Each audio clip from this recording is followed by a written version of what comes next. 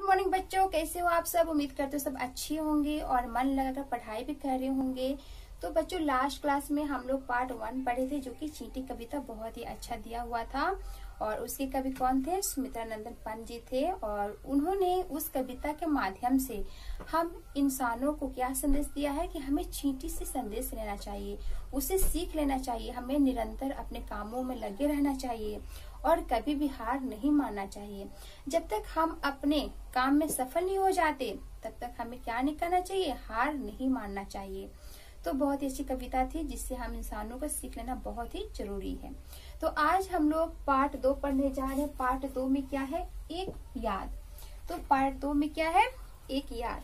तो आप सभी अपना हिंदी लिटरेचर बुक निकालिए और पार्ट 2 देखिए, पेज नंबर है 9। तो आज हम लोग पार्ट 2 में पढ़ने जा रहे हैं एक याद। आजाद भारत के प्रथम प्रधानमंत्री का नाम है जवाहरलाल नेहरू। तो जैसे आप लोग जानते हैं कि हमारे देश के जो प्रथम प्रधानमंत्री तो कौन थे? पंडित जवाहरलाल नेहरू। जवाहरलाल नेहरू बच्चों से बहुत प्रेम करते थे। बच्चे उन्हें प्रेम से चाचा नेहरू पुकारते थे। तो जो पंडित जवाहरलाल नेहरू थे, उन्हें बच्चे बहुत पसंद थे और बच्चों से बहुत प्यार करते थे। और बच्चे भी उन्हें बहुत प्रेम करते थे और उन्हें प्यार से क्या पुकारते थे? चाचा नेहरू के नाम से पुकारते थे। चाचा नेहरू के जन्मदिन को बाल दिवस के रूप में मनाया जाता है, जो 14 नवंबर को हम लोग चिल्ड्रन डे मनाते हैं, यानी बाल दिवस मनाते हैं। उस दिन किसका जन्मदिन रहता है? पंडित जवाहरलाल नेहरू का, जिसे हम लोग बाल दिवस के रूप में मनाते हैं। एक बार की बात है, 14 नवंबर का दिन था। नेहरू जी के निवास स्थान पर बहुत भीड़ थी। बच्चों की टोलियां आती और उनका हार्दिक अभिनंदन करती। तो एक दिन क्या हुआ, 14 नवंबर का दिन था और उनके निवास स्थान यानी जहाँ पे नेहरू जी रहते थे, उनके घर के वहाँ बहुत भीड़ थी। वहाँ बच्चों की बहुत सी टोलियां आई थी। सभी बच्चे उन्हें अभिनंदन करते थे।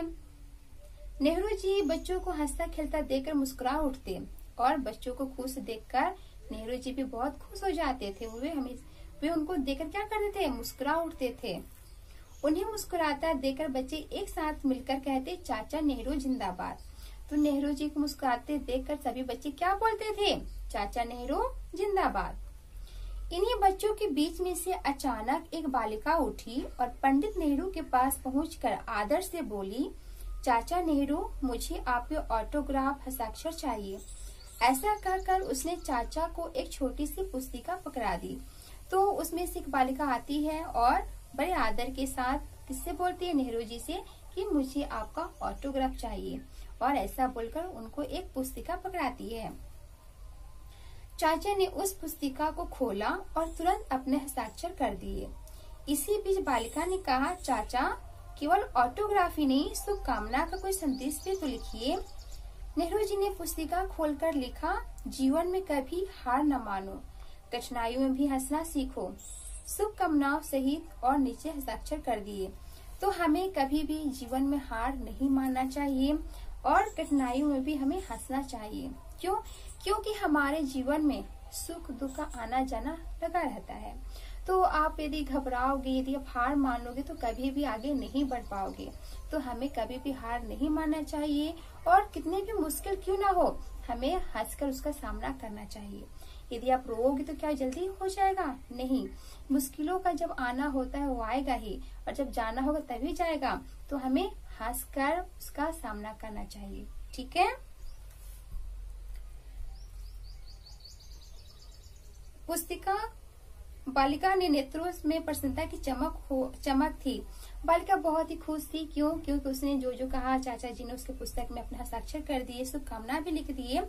इसलिए बालिका के आंख में क्या थी? चमक थी, खुशी की चमक थी।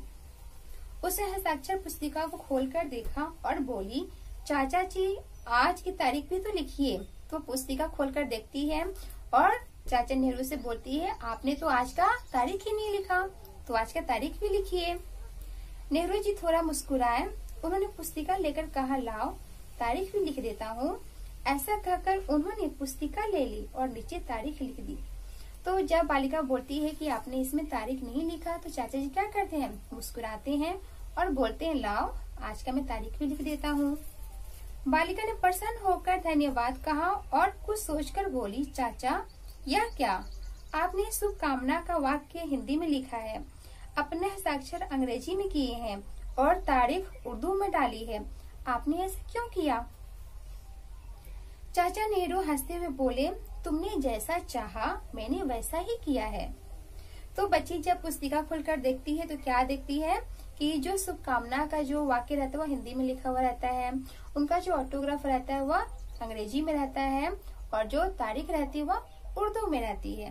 तो बच्ची के मन में प्रश्न उठता है और वो चाचा जी से बोलती है कि आपने अलग अलग क्यों लिखा?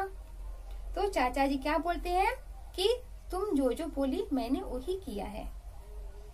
तुमने आते ही कहा तुम्हें ऑटोग्राफ चाहिए। ऑटोग्राफ जो है अंग्रेजी शब्द है, ठीक है।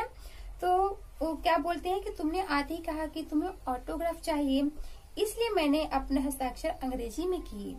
फिर तुमने हिंदी में कहा कि शुभकामना का संदेश भी लिखिए, जो मैंने हिंदी में लिखा। फिर तुमने तारीख लिखने को कहा।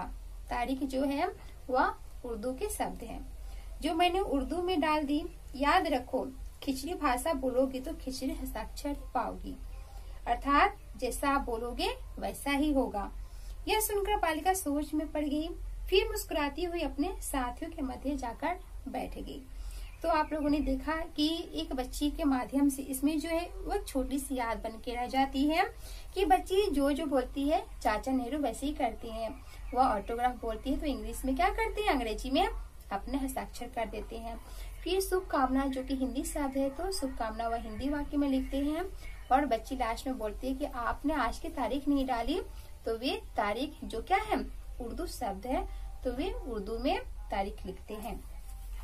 तो आप लोग इस पाठ को अच्छे से पढ़िएगा और इसमें जो शब्दार्थ है, शब्दार्थ यानी जो शब्दों के अर्थ है, हार्दिक का अर्थ होता है दिल से, प्रेम का अर्थ होता है प्यार, बाल दिवस का अर्थ होता है बच्चों का दिन, अभिनंदन का अर्थ होता है आदर, हस्ताक्षर का अर्थ होता है दस्तखत, केवल का अर्थ होता है सेब, संदेश का अर्थ होता है समाचार, नेत्रों का अर्थ होता है आंखों, प्रसन्नता का अर्थ होता है खुशी, मध्य का अर्थ होता है बीच। तो आप लोग इस पाठ को ध्यान से पढ़िएगा और कोई भी डाउट हो तो आपको मुझसे पूछना है और जो शब्दार्थ दिए गए हैं उसे आपको अपने फेयर कॉपी में लिखना भी है और याद भी करना है। इसमें जो अभ्यास कार्य है उसे हम लोग क्लास में करेंगे, ठीक है। बाय बच्चों।